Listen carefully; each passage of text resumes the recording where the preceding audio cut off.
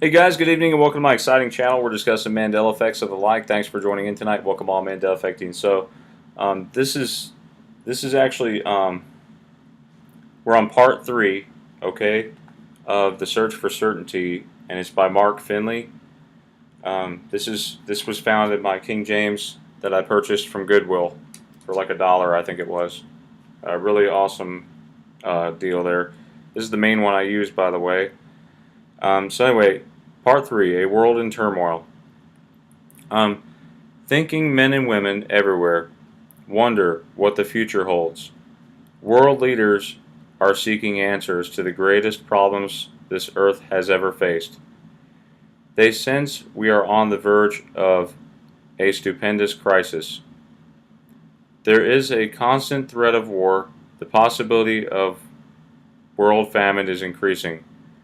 Rapid inflation and a shaky world economy are of deep concern. Um, Energy bills are rising. The stock market fluctuates dangerously. High prices in the grocery store and skyrocketing medical costs are affecting all levels of society. Everywhere people are asking, what do these things mean? You know, the Bible that you hold in your hand, um, yeah, the Bible that you hold in your hand presents the answer. One of the greatest themes of the Bible is the return of Jesus Christ to this world. It is mentioned, in fact, 250 times in the New Testament alone, once in every 25 verses. In Matthew, Christ stated clearly the signs that would precede his return. Looking at the temple in Jerusalem, he stated, "See, your house is left unto you desolate." Matthew 23, verse 38. Then he predicted, "Not one stone shall be left here upon another, and, or excuse me, that shall not be thrown down." Matthew 24, verse 2. The disciples thought an event as cataclysmic as the destruction of the temple at Jerusalem must be the end of the world.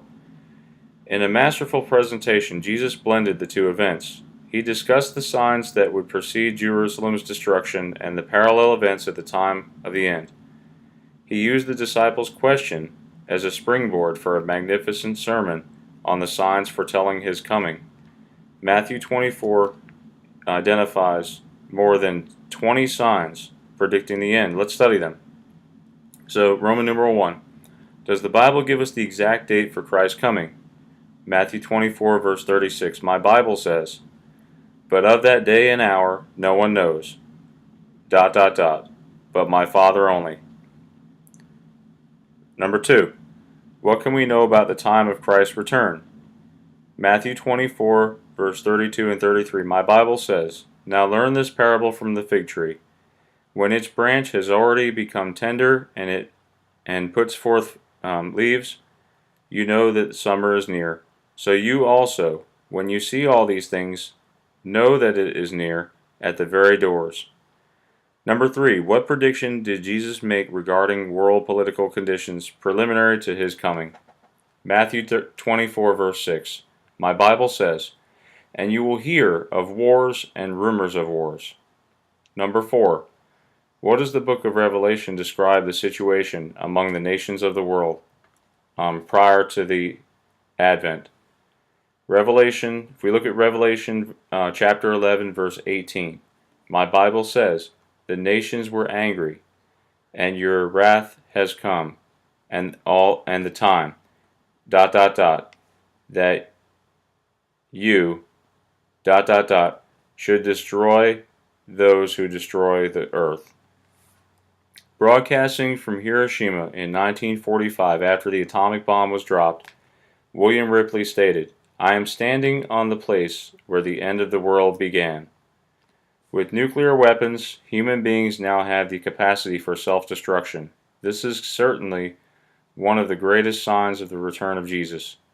In spite of the buildup of thermonuclear weaponry, what will the nations be saying in the last days? If we turn to 1 Thessalonians chapter 5, verse 3. My Bible says, "For when they say, peace and safety, then sudden destruction comes upon them." Dot, dot, dot. Number 6. What signs will occur in the natural world preliminary to the coming of Jesus? If we look at Matthew 24, verse 7, my Bible says, "And there will be famines, pestilences, and earthquakes in various places." The world is running out of food to feed its growing population. 10,000 people a day, more than 3.5 million per year, die of starvation. Number 7. What does the increase in crime and moral breakdown in society indicate? If we turn to Matthew 24, verse 12, and also 2 Timothy chapter 3, verse 1 through 4, my Bible says, "And because lawlessness will abound, the love of many will grow cold." And dot, dot, dot. "In the last days perilous times will come, for men will be lovers of themselves." What does that sound like to you? It sounds like what's going on today. Proud, blasphemers, disobedient to parents, unloving, unforgiving, without self-control, brutal, despisers of good, and traitors. Dot, dot, dot. Number 8. What is the meaning of the conflict between capital and labor, with increasing strikes and a sagging economy? If we look at James 5, verse 1 through 8, my Bible says, "The coming of the Lord is at hand." Verse 9, the Bible predicts that amidst a great pleasure craze, when people are worshiping the goddess of fun and pleasure, Jesus will raise up a people committed to the proclamation of the gospel. The greatest sign of the end is found in Matthew 24:14. Matthew 24, verse 14. What is it? And my Bible says, "And this gospel of the kingdom will be preached in all the world as a witness to all the nations, and then the end will come." Number 10. When I see these conditions, what should I do? So we turn to Luke chapter 21, verse 34 through 36. My Bible says, "But take heed to yourselves, lest your hearts be weighed down with dot, dot, dot, cares of this life, and that day come on you unexpectedly. Dot, dot, dot. Watch therefore, and pray always, that you may be counted worthy dot, dot, dot, to stand before the Son of Man." My decision. I choose to give my life to Jesus and look forward to meeting Him in peace when He comes. Now, the signs of the impending end and the return of Jesus. This is what Bible prophecy indicates will happen when the end is near. In the physical world, we're going to have earthquakes, calamities, and disasters. Luke 21:11. Signs in the sun, moon, and stars. Matthew 24:29. What is going on with the Mandela effect? Tell me.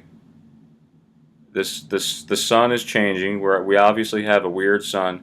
We have the moon that it's rotating and it's not acting right. We have the stars that are dimming right now, or that don't seem as the same as they were.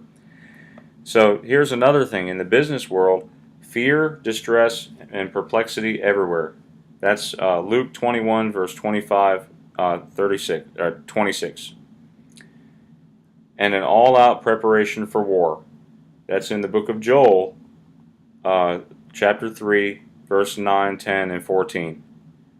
A peace union of the nations. 1 Thessalonians chapter 5, verse 3. Trouble and uprisings throughout the earth. Revelation 11:18. Increasing pressure for religious legislation. Revelation 13, verse 12 through 17. In the social world, a moral breakdown. If we turn to Hosea chapter 4, verse 1 through 3. An increase of crime. Matthew 24, verse 37, and Genesis 6, verse 13. A craze for pleasure. Look at that. 2 Timothy chapter 3, verse 1 through 4. A laxity in the marriage tie. Imagine that. Matthew 24, verse 37, and Genesis chapter 6, verse 2. A tide of immorality. Luke 17, 28 through 30, and Genesis 19, 1 through 9. In the religious world, a decline of real spirituality. 2 Timothy chapter 3, 1 through 5, and Matthew 24, verse 12. A general disregard for the will of God while doing religious work. Matthew 7, verse 21 through 23. Widespread scoffing against the message of the message of the nearness of the coming of Christ. That's from 2 Peter chapter 3, verse 3 through 5. A rebellion against the straight truth of God's word. 2 Timothy chapter 4, verse 3 and 4. A demand for the preaching of smooth things. 2 Timothy chapter 4, verse 3 and 4, and 1 Thessalonians chapter 5, verse 1 through 3. A widespread prevalence of false religions. Matthew 24, verse 24. A restoration of neglected truths. Isaiah chapter 58, verse 12 through 14. A widespread turning to spiritism. 1 Timothy chapter 4, verse 1. A worldwide movement for proclaiming the message of Christ's soon coming. Revelation 14, verse 6 through 14. A calling out by this message of God's remnant who keep the commandments of God and have the faith of Jesus. Revelation 12, verse 17, and chapter 14, verse 12. Jesus says, "When you see all these things, know that it is near, at the very doors." Matthew 24, verse 33.